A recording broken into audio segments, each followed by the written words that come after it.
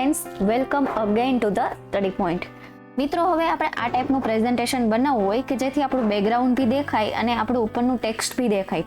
બરાબર, ટ્રાન્સપરન્ટ આપણે બેકગ્રાઉન્ડ બી રાખવું છે અને આપણું ટેક્સ્ટ બી ઇઝીલી રીડ કરી શકાય. આવું પ્રેઝન્ટેશન બનાવવું હોય તો તમે કઈ રીતે બનાવી શકો છો? તો ચલો ફટાફટ બનાવવાની આપણે શરૂઆત કરીએ. સૌથી પહેલા હું ફાઇલ મેનુમાં જઈને અહીંથી ન્યૂ ફાઇલ લઈ લઉં છું. બરાબર છે. લેઆઉટમાં જઈને બ્લેન્ક લઈ લો, ઇન્સર્ટમાં જાઓ, પિક્ચર લઈ લો અને તમારે જે બી પિક્ચર ઉપર પ્રેઝન્ટેશન બનાવવું હોય એ તમે પિક્ચર લઈ લો, અહીંયાથી ઇન્સર્ટ કરો. હવે આ પિક્ચરને હું ફૂલ સ્ક્રીન કરી દઉં છું. બરાબર છે. બાદ ઇન્સર્ટમાં જતા રહ્યો, શેપ્સમાં જતા રહ્યો, રેક્ટેંગલ લઈ લો અને આ પિક્ચર પર ડ્રો કરી લો. બરાબર છે. એની પહેલા હું આને થોડું નીચે લઈને આને કોપી કરી લઉં છું, રાઈટ ક્લિક કરીને કોપી. બરાબર, હવે હું આ રેક્ટેંગલ છે એના ઉપર મૂકી દઉં છું અને શેપ ફોર્મેટમાં જઈ એની આઉટલાઇન છે એનો આઉટલાઇન કરી દો. આપણે પિક્ચરની નહીં પણ શેપની આઉટલાઇન નન કરી છે. હવે આ જે શેપ સ્ટાઇલ છે ત્યાં ક્લિક કરીએ, અહીંયાથી ફિલમાં જતા રહીએ. સોલિડ ફિલમાં આપણે કોઈ બી કલર જે તમારે ટ્રાન્સપરન્સીમાં રાખવો હોય તમે રાખી શકો છો. ફોર એક્ઝામ્પલ કે હું અહીંયા રેડ અથવા તો બ્લુ, તમને જે કલર લાગે એ શકો છો. અને એની ટ્રાન્સપરન્સી છે એ અહીંયા તમારે 50% આસપાસ કરી દેવી. બરાબર, તમને જે બી યોગ્ય લાગે તમારા પ્રેઝન્ટેશનને રિલેટેડ એટલી તમે ટ્રાન્સપરન્સી છે એ વધઘટ કરી શકો છો. બરાબર છે. હવે હું અહીંયાથી ક્લોઝ કરી દઉં છું. હવે જે મેં પહેલાં કોપી કરેલો હતો ફોટો એને હું ફરીથી અહીંયા પેસ્ટ કરી દઉં છું. બરાબર, અને આને વ્યવસ્થિત છે હું ગોઠવી દઉં છું. બરાબર છે. આટલું થઈ ગયું. હવે આપણે સ્ક્રીન નાની કરી દઈએ અને ઇન્સર્ટમાંથી ટેક્સ્ટ બોક્સ લઈ લઈએ અને સાઈડમાં છે આપણે ટેક્સ્ટ બોક્સ ડ્રો કરી દઈએ અને ત્યાં આપણું જે લખાણ છે અત્યારે આપણે કોઈ બી કલરમાં લખીએ જેથી આપણે ઇઝીલી એને જોઈ શકીએ. પછી આપણે એનો કલર વ્હાઇટ કરી દઈશું ઇન્ડિયા. બરાબર, હવે આ ઇન્ડિયાના ફોન્ટ છે અહીંયાથી હું મોટા કરી દઉં છું. પછી તમને અહીંયાથી જે ફોન્ટ ગમતા હોય એ તમે ફોન્ટ બી લઈ શકો છો. બરાબર, મારી પાસે જે ઓલરેડી લખાણ છે એ જ હું ડાયરેક્ટ કોપી કરી લઉં છું જેથી આપણો ટાઈમ છે એ બચી રહે. બરાબર છે.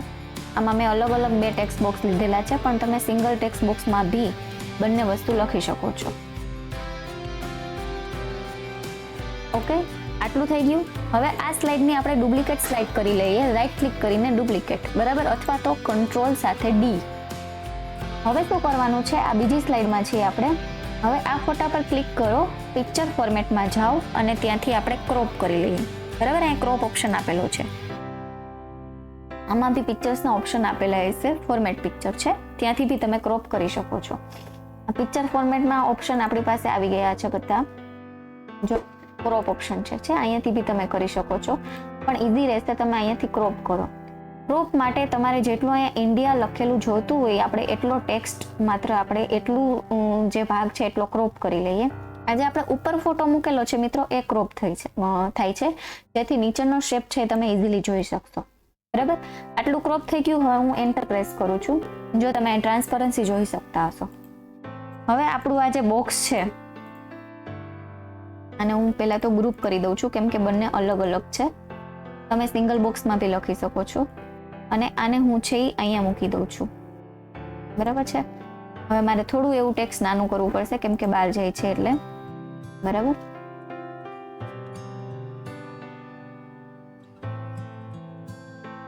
ઓકે, આ ગોઠવાઈ ગયું છે.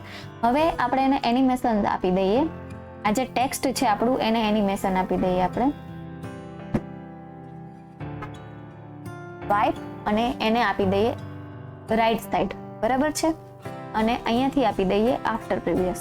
હવે આ બંને સ્લાઇડ હું સિલેક્ટ કરીને આવી રીતે બી સિલેક્ટ કરી શકું છું શિફ્ટ સાથે. બરાબર, અથવા તો કંટ્રોલ એ આપીને બી સિલેક્ટ કરી શકું છું. ટ્રાન્ઝિશન્સમાં જાઓ, અહીંયાથી મોર્ફ આપી દો. બરાબર છે. હવે આપણે આને પ્લે કરીને એકવાર જોઈએ.